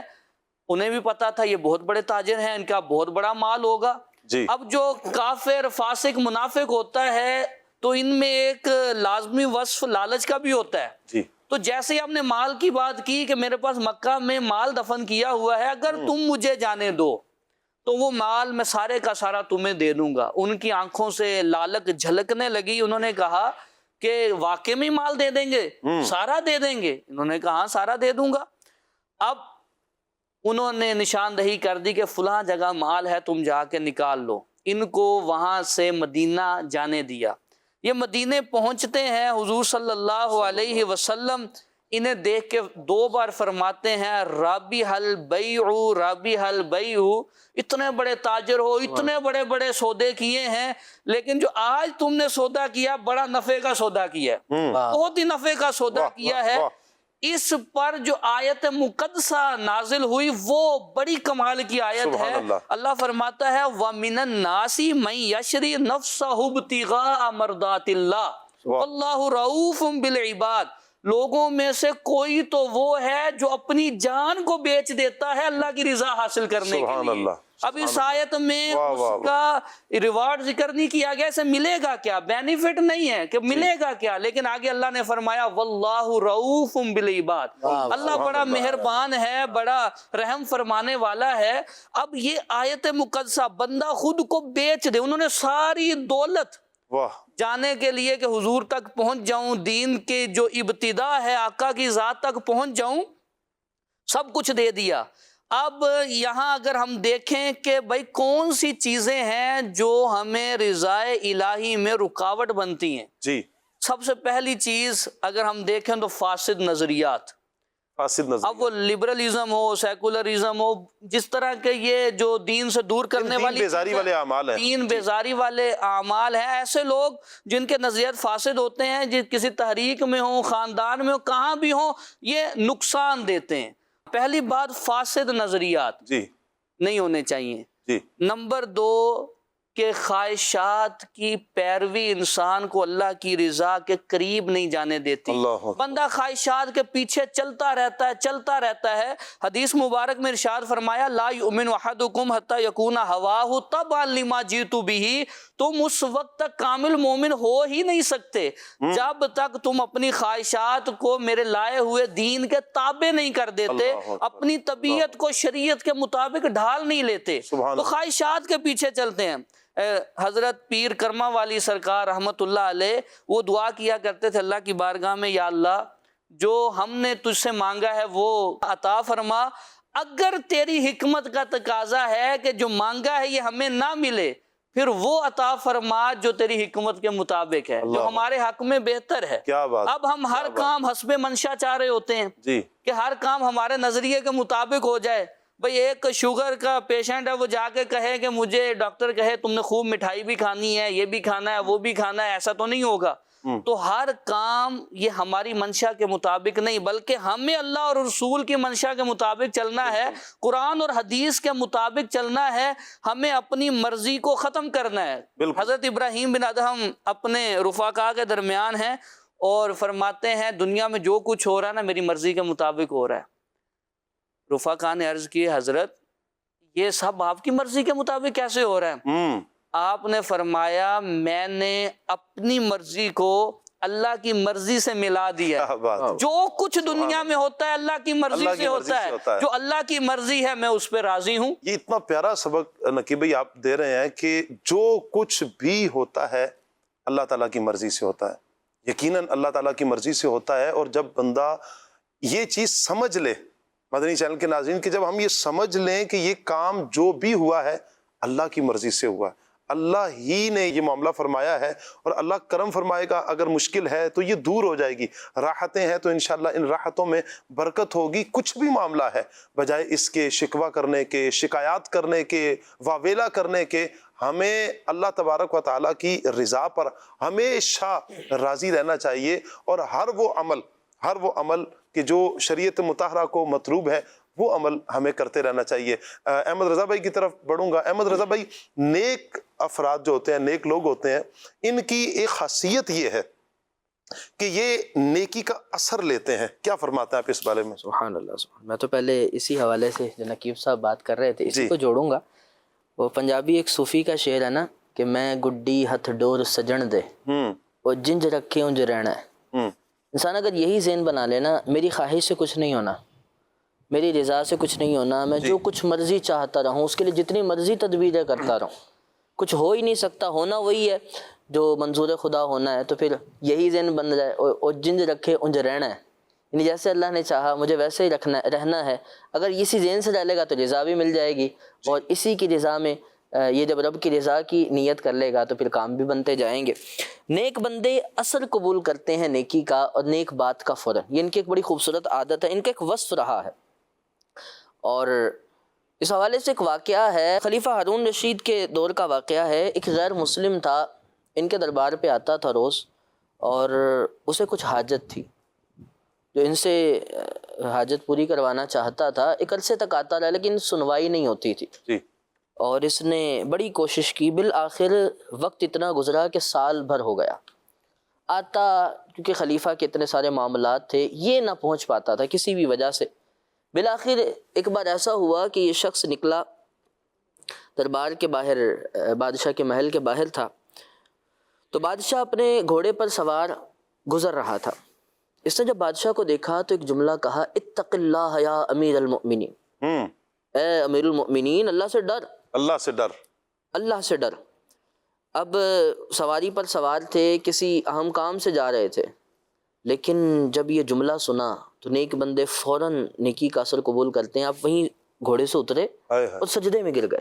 اللہ اکبر، اللہ۔ جب سجدے سے اٹھے تو اس کو بلایا، اس غیر مسلم کو پوچھا کہ کیا وجہ ہے، کیوں یہ کہا، کیا چاہتے؟ اس نے اپنی حاجت بیان کی، آپ نے حاجت پوری کی۔ تو ہمراہیوں نے کہا کہ حضرت یہ تو غیر مسلم تھا جس نے آپ کو اتق اللہ کہا، مسلمان کہتا وہ اللہ سے ڈراتا الگ بات ہوتی، یہ تو غیر مسلم تھا، اس نے کہا اور آپ نے فوراً اثر قبول کیا اور یوں اس طرح سے سجدے میں گر گئے، پھر اس کے بعد اس کی حاجت روائی بھی کی۔ تو آپ رحمۃ اللہ تعالی علیہ نے اس چیز کے پیچھے یہ جو تھا اس بات کو بیان کیا کہ قرآن پاک کی ایک آیت ہے وَإِذَا قِيلَ لَهُ اتَّقِ اللَّهَ أَخَذَتْهُ الْعِزَّةُ بِالْإِثْمِ، جب اس سے کہا جاتا ہے کہ اللہ سے ڈر جی، تو اسے ضد یہ گناہوں پر مزید ابھارتی ہے۔ میں نے فوراً اثر قبول کیا، اللہ سے ڈرنے کا کہا، میں سجدے میں گر گیا۔ یہ ایک خوبصورت بات ہے نیک لوگوں کی واہ، کہ نیک زندگی ہے، لیکن جب بھی کسی سے نیکی کی بات سنتے، ایسی بات سنتے جس کا اثر قبول کرنا چاہیے تو فوراً ہی قبول کرتے تھے۔ واہ، اور سبحان یہ اللہ۔ تو پازیٹیو باتیں تھیں۔ جی، اللہ والوں کے تو ایسے ایسے واقعات ہیں کہ بسا اوقات ان کو کوئی ایسا کوئی جملہ کہتا کہ عام بندہ سنے تو طیش میں آ جائے، غصے میں آ جائے، لیکن وہ اسے بھی پازیٹیو لیا کرتے ہیں۔ ایک بزرگ کا واقعہ ہے کہ ان سے کسی نے کہا کہ آپ کی داڑھی اچھی یا میرے کتے کی دم اچھی؟ اللہ اکبر۔ اب کسی عام آدمی کو یہ کہیں تو وہ غصے میں آ جائے، آپے سے باہر ہو جائے۔ بالکل۔ اس اللہ والے نے جواب کیا دیا، کہنے لگے کہ اگر میں اپنے رب کا فرما بردار رہوں، میں اپنے رب کے احکام کے مطابق زندگی گزاروں، اگر میرا رب مجھ سے راضی ہے تو میری داڑھی تمہارے کتے کے دم سے اچھی ہے، اور اگر میرا رب مجھ سے ناراض ہے، میں اپنے رب کی ناراضی کروں تو پھر جو ہے نا اس کتے کی دم میری داڑھی سے اچھی ہے۔ اللہ اکبر، اللہ اکبر۔ یعنی یہ اللہ والوں کا نظریہ اور یہ باتوں کا اثر لینا ان کو ہوتا تھا کہ وہ ہر چیز کا یعنی یوں پازیٹیو اعتبار سے جی۔ مثبت انداز کے اندر اثر قبول کیا کرتے تھے۔ واہ، اور پھر اس واقعہ جو آپ ماشاءاللہ عمران بھائی بیان فرما رہے ہیں، اس کا اثر یہ ہوا کہ یہ جو مبلغ تھے، یہ اللہ والے تھے، ان کی اس نیکی کی دعوت یا اس پیارے انداز کا اثر یہ ہوا کہ پوری تاتاری قوم اللہ کلمہ پڑھ کے مسلمان ہو گئی۔ سبحان اس کے دل میں بات بیٹھ گئی کہ یہ کیسے کتنے پیارے ہیں، اسلام کتنا پیارا ہے۔ یقیناً اسلام بہت پیارا دین ہے، اور اسلام اسی چیز کا درس دیتا ہے کہ ہمیں ایک دوسرے کے ساتھ اچھے اخلاق کے ساتھ پیش آنا چاہیے، اور جب اچھے اخلاق کے ساتھ پیش آتے ہیں اور پھر اس کا اثر ہم کی یہ اولیاء کرام کی، صحابہ کرام کی زندگیوں میں پڑھتے ہیں، ایک ایک جملے پر لوگوں نے کلمے پڑھ لیے، سبحان اللہ، لوگ جوگ در جوگ یوں کہیں کہ اسلام کی طرف آنا شروع ہو چکے ہیں۔ خواجہ معین الدین چشتی اجمیری رحمۃ اللہ تعالیٰ علیہ کی سیرت کو دیکھیں نا، آپ کا کیا کمال تھا کہ لوگ جوگ در جوگ آنا شروع ہوئے، اور کتنے غیر مسلموں نے کلمہ پڑھا۔ عبد الواحد بھائی، یعنی مسلمان جو ہے بالخصوص جو مبلغ ہے، مبلغ ہے جو، اس کے لیے جو ہے تبلیغ کے کام کے لیے حسن اخلاق کی وہی اہمیت ہے جو انسانی بدن میں ریڑھ کی ہڈی کی ہوتی ہے۔ واہ، اگر ریڑھ کی ہڈی نہیں ہے تو وہ انسان صحیح معنوں میں انسان نہیں ہے۔ ایسے ہی مبلغ کے پاس اگر حسن اخلاق ہے جی، تو پھر اس کی تبلیغ بھی اثر کرے گی، سبحان اللہ، اور لوگ اس کی تبلیغ سے متاثر بھی ہوں گے، اور اس کی گفتگو سے پہلے اس کا عمل سامنے والے کو متاثر کرے گا۔ کیا بات ہے، اور حسن اخلاق اصل میں ثاقب بھائی ایک نور ہوتا ہے۔ سبحان اللہ، بزرگ فرماتے ہیں کہ جب بولنے والا بات کرتا ہے تو اس سے پہلے کہ اس کی آواز سامنے والے کی سماعت سے ٹکرائے، جی، اس سے پہلے اس کے کردار کا نور اس کے دل میں پیوست ہو جاتا، اللہ اکبر، اور اس کی بات سامنے والے کے کان میں پہنچنے سے پہلے اس کے اخلاص اور اس کے کردار کا نور جو ہے وہ سامنے والے کے قلب کو تبدیل کر دیتا ہے۔ کیا بات ہے، اللہ اکبر۔ اور یہی بزرگان دین کی زندگی میں ہم نے دیکھا، پڑھا، سنا۔ حضور غوث پاک رضی اللہ تعالیٰ عنہ ممبر شریف پہ بیٹھ کے صرف کلمہ پڑھتے تھے، اور آپ کا وہ کلمہ پڑھنا واعظین کے پورے واعظ سے زیادہ متاثر کن ہوتا تھا۔ اللہ اکبر، کہتے ہیں کہ مجمع میں آگ لگ جاتی، لوگ جو ہے وہ اتنے متاثر ہوتے کہ اپنے کپڑے پھاڑ دیتے۔ تو یہ وہی عمل کا، حسن اخلاق کا، کردار کی پختگی کا نور ہے کہ جو سامعین کے قلوب پر اور ان کے اذہان پر اثر انداز ہوتا ہے۔ یہاں پر عبد الواجد بھائی کہ ہم کسی کو ترغیب دلا رہے ہیں عمل کے حوالے سے، کسی بھی عمل کی ترغیب دلا رہے ہیں، پہلے خود سراپا ترغیب بننا۔ آپ کا میرا خیال ہے یہی مراد لینا چاہ رہے ہیں جی۔ کہ ترغیب سے پہلے ہمیں خود سراپا ترغیب، کہ ہم اگر کسی کو نیکی کی دعوت دے رہے ہیں، کسی کو اچھائی کی دعوت دے رہے ہیں، تو اپنے آپ کو بھی برائیوں سے بچا کر نیکیوں کی طرف ہم لے کر جائیں گے تو انشاءاللہ ہماری نیکی کی دعوت اثر کرے گی۔ آج ہم جن ہستیوں کو پڑھتے ہیں یا جن بزرگان دین کو، علماء کرام کو جب ہم دیکھتے ہیں، ان کی زندگی میں یہ وصف حسن اخلاق کا، ان کا بہترین کردار اور کردار کا نور ہمیں چھلکتا ہوا نظر آتا ہے بحمداللہ تعالی۔ آج کے دور میں بھی قبلہ شیخ طریقت امیر اہل سنت کی بارگاہ میں ہزاروں عاشقان رسول بحمداللہ تعالی آتے ہیں۔ امیر علیہ سنت کی گفتگو کتنی پیاری میٹھی گفتگو ہوتی ہے، فوراً اثر قبول کیا جاتا ہے۔ آج غور کیا جائے تو بسا اوقات یوں ہوتا ہے کہ والد اپنے بچے کی اصلاح نہیں کر پا رہا ہوتا، اسے راہ راست کی طرف لانے کی کوشش کر رہا ہوتا ہے، لیکن کہیں دیکھنے میں آتا ہے کہ کامیاب کسی حد تک نہیں ہو پا رہا ہوتا۔ لیکن اللہ والوں کا انداز ہے کہ وہ ایک جملہ کہہ دیتے ہیں، وہ ساری زندگی کی محنت دوسروں کی ایک طرف ہو جاتی ہے، لیکن اللہ والوں کا ایک جملہ ایسا اثر کرتا ہے کہ بندے کی زندگی میں تبدیلی آ جاتی ہے۔ یہی ہے وہ کہ عمل کا نور، کردار کا نور ایسے پہنچتا ہے کہ بات بعد میں پہنچتی ہے، لیکن کردار کا نور پہلے پہنچتا ہے، اور پھر بندہ اس اثر کو لیتا ہے، اور یہاں تک کہ پھر اپنی زندگی میں ایک مثبت چینج لے کر آتا ہے، ایک انقلاب اس کی زندگی میں آتا ہے، اور پھر وہ اپنی زندگی کو کیسے گزارتا ہے، یقیناً ایسا کہ جس طرح ہمیں قرآن و سنت کے مطابق اللہ والوں نے جو انداز ہمیں بتائے ہیں اسی انداز میں ہمیں زندگی گزارنی چاہیے. اور عقل مند بھی وہی ہے کہ جس نے اپنی زندگی کو بہترین زندگی گزارا ہے. یہاں رہ کر ہم اس دنیا کے ساتھ اپنا دل لگا لیں، یہ دانش مندی نہیں ہے، یہ عقل مندی نہیں ہے کہ ہم یہاں رہیں اور اسی دنیا کے ساتھ دل لگا کے ہم اپنے دل کو فنا کر لیں اور پھر یہاں سے جب جائیں تو اس آخرت کی فکر ہمیں یہاں پر نہیں، تو پھر آگے ہوگا کیا ہمارا. ایک تاجر کا واقعہ ہے کہ ایک گاؤں تھا، وہاں پر ان کا ایک معمول تھا.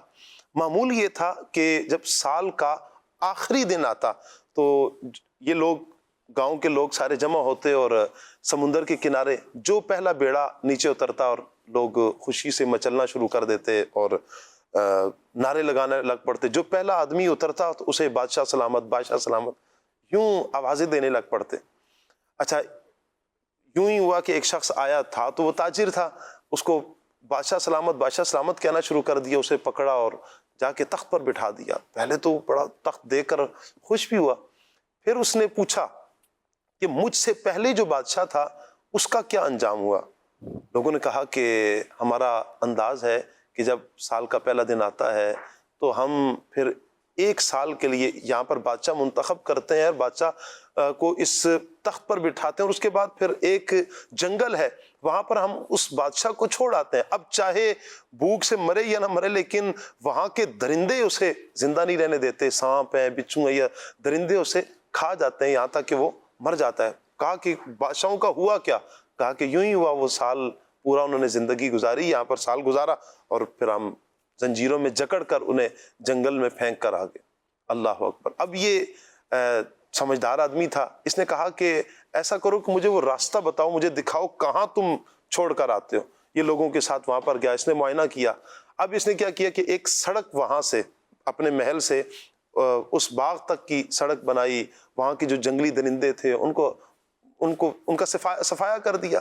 یہاں تک کہ پھر جو سڑک بنائی، روڈ بنائی، اس کے ارد گرد دکانیں بنائی. یوں کہیں کہ وہاں اس نے ایک شہر آباد کر دیا. اس ایک سال کے عرصے میں جب تک وہ تخت پر بیٹھا رہا، رعایا کی خدمت کی، انہیں لوگوں کو سہولیات مہیا کی. صرف اپنی فکر نہیں، رعایا کی فکر کرنے کے ساتھ ساتھ اس نے اپنے انجام پر بھی نظر رکھی کہ میرا ایک سال کے بعد انجام کیا ہوگا، مجھے کہاں پھینکا جائے گا. مجھے اس جنگل میں کہ جہاں پر میں بھوک سے نہ بھی مرا تو درندے مجھے کھا جائیں گے، سانپ اور بچھوؤں نے آ کر مجھے ختم کر دینا. اسے یہ فکر دامن گیر تھی اور اس نے اس کا پورا اہتمام کیا اور یہاں تک کہ اس نے اس ایک سال بعد کی جو نتیجہ تھا اس کی تیاری کی. یہاں تک کہ جب سال پورا ہوا اس نے خود کہا کہ اب مجھے آپ اجازت دیں تو میں اپنے اسی جنگل میں جہاں آپ نے میرے لیے منتخب کیا میں وہاں پر چلا جاتا ہوں. اب لوگ کھڑے ہو کر کہتے ہیں بادشاہ سلامت، اب آپ ہمارے تا حیات بادشاہ سلامت ہیں. کہا کیوں؟ کہا اس سے پہلے جتنے بھی افراد آئے ہیں انہوں نے اپنی فکر نہیں کی، اپنے انجام کی فکر نہیں کی، نہ رعایا کی فکر کی نہ انجام کی فکر کی. سال پورا عیاشی میں تو گزارا، سال کے بعد اپنے انجام سے غافل رہے. آپ عقل مند ہیں کہ آپ اس تخت پر بیٹھ کر رعایا کی بھی فکر کرتے رہے، اپنے انجام کی بھی آپ نے فکر کی. لہٰذا آپ ہی ہمارے بادشاہ ہیں. اس سے جو درس ملا ہے وہ درس کیا ہے؟ اس دنیا میں جہاں پر ہم آئے ہیں یہ دنیا ایک تخت کی مانند ہے. آخرت اب ہمارے نظروں کے سامنے ہے کہ یا تو جنت ہے، چونکہ کل قیامت کے دن یا تو جنت ہے یا پھر جہنم ہے. تو جنت میں جانے کے لیے ہمیں اس دنیا میں رہ کر، دنیا کے تخت پر رہ کر ہمیں آج سے تیاری کرنی ہوگی تاکہ ہم کامیاب ہو جائیں، اپنی زندگی کو ہم کامیاب زندگی گزار لیں اور جنت کے راہی ہو جائیں. اور اگر خدا نخواستہ اللہ نہ کرے اللہ کی نافرمانی والے کام کرتے رہے، رب کو ناراض کرتے رہے، پھر ہوگا کیا؟ حال یہ ہوگا کہ دنیا کی رنگینیوں میں کھو کر اللہ کی یاد سے، اللہ کے ذکر سے اور اللہ پاک کی عبادت سے اگر ہم غافل ہو گئے تو پھر کہیں اللہ نہ کرے استغفر اللہ ہم جہنم کے راستے پر نہ چل پڑیں. تو اس لیے اس دنیا میں رہ کر اپنے اعمال کو، اپنے کردار کو ہمیں ستھرا رکھنا ہے.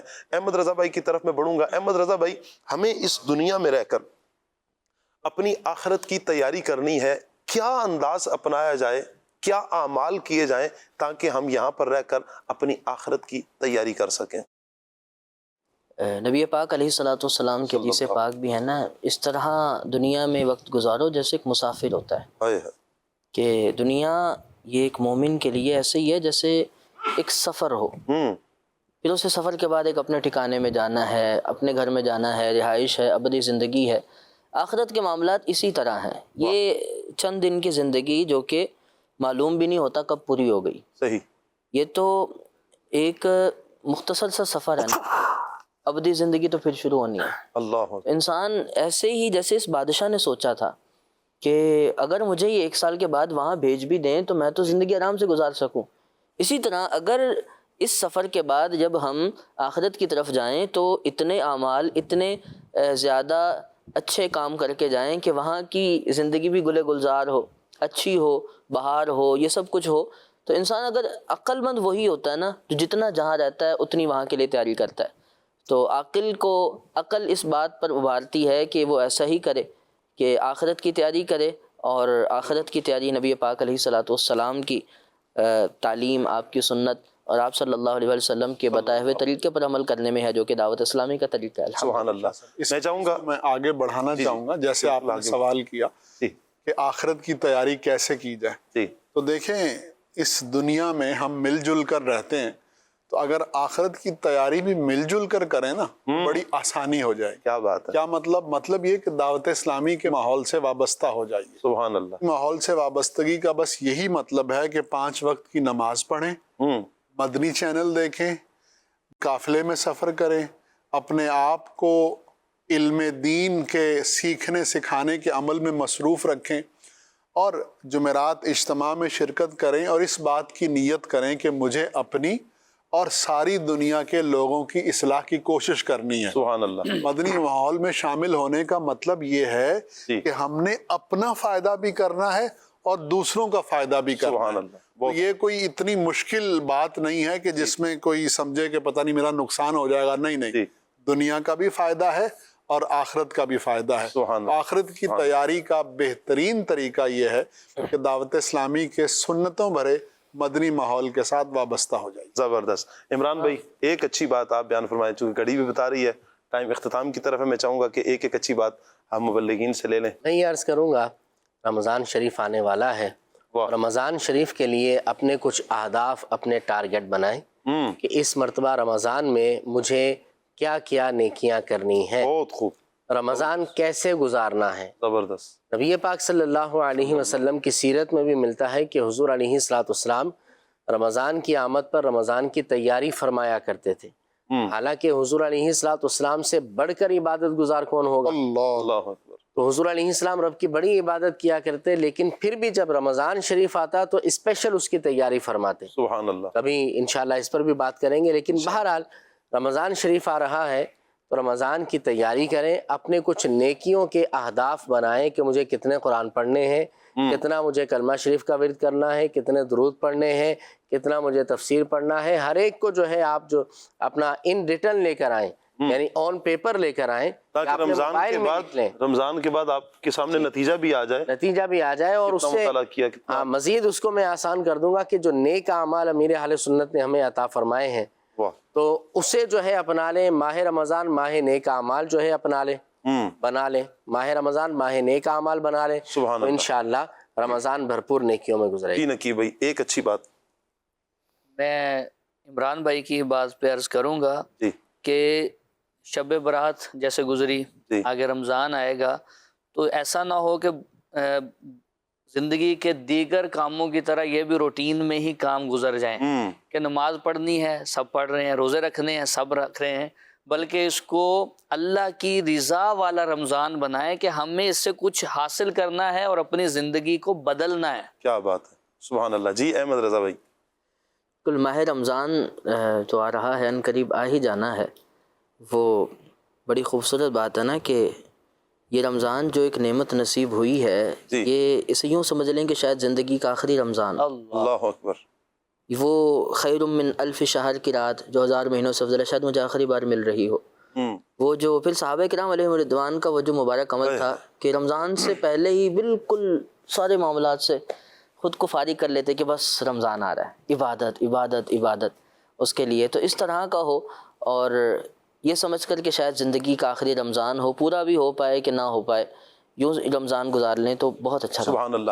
مدنی چینل کے ناظرین، اختتام میں یہ عرض کروں کہ جیسے صحابہ کرام کی بات ہوئی، یہ وہ ہستیاں ہیں کہ جن سے اللہ تعالیٰ نے جنت کے وعدے فرمائے ہیں۔ بعض صحابہ کرام کا تو میرے آقا صلی اللہ علیہ وسلم نے نام لے کر فرمایا یہ جنتی ہیں، جیسے عشرہ مبشرہ کے بارے میں میرے آقا صلی اللہ علیہ وسلم کی باقاعدہ فرامین کہ یہ جنتی ہیں۔ امام حسن، امام حسین رضی اللہ تعالیٰ عنہما کے بارے میں انہیں جنتی نوجوانوں کا سردار کہا گیا، دیگر صحابہ کرام کے بارے میں۔ یعنی آپ صحابہ کرام کی زندگی کو پڑھیں کہ یہ وہ ہستیاں ہیں کہ جو جنتی ہیں، قرآن نے جن کے ساتھ بھلائی کے، حسنا کے وعدے فرمائے ہیں، اس کے باوجود بھی ان کا عمل کیا ہے؟ اللہ پاک کی عبادت کرنا، اللہ پاک کی عبادت کی طرف بڑھنا، اپنے آپ کو عبادت میں مصروف رکھنا۔